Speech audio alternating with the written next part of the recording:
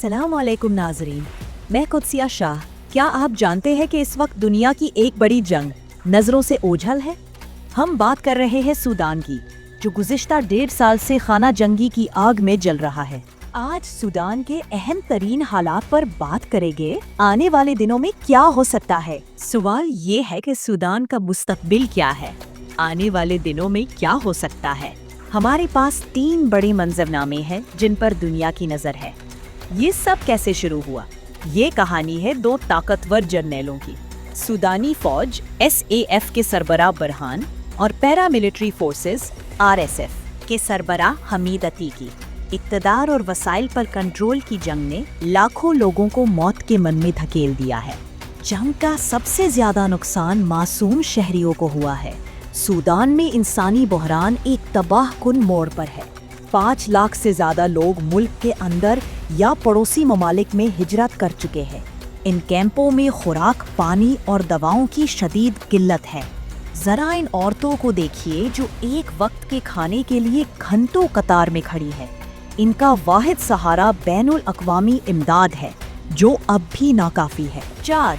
Sudan से बड़ी तादाद में मुहाजिरीन की आमद और RSF के जंगजुओं की सरहद पार नक्लो हरकत, जिससे चाद का अंदरूनी अदम इस्तेहकाम बढ़ सकता है। इस जंग का नुकसान मिस्र पर क्या होगा? सूडान की फौज SAF का अहम हामी है और अगर जंग मिस्र की सरहद तक पहुंची तो मिस्र बराह रास्त मुदाखलत कर सकता है। पर असर जनूबी सूडान पहले ही गैर मुस्तहकम है और सूडान के साथ गहरी नस्ली और इक्तिसादी रवाबित रखता है। जंग की असरात वहाँ खाना जंगी को दोबारा हवा दे सकते हैं।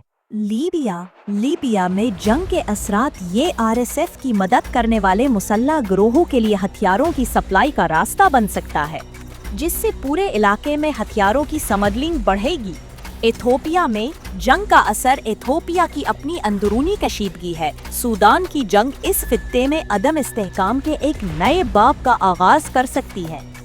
मुहाजिरीन का बहरान, पड़ोसी ममालिक में लाखों मुहाजिरीन का सैलाब आना, जिससे उन ममालिक के इक्तिसादी और समाजी ढांचे पर शदीद दबाव पड़ेगा।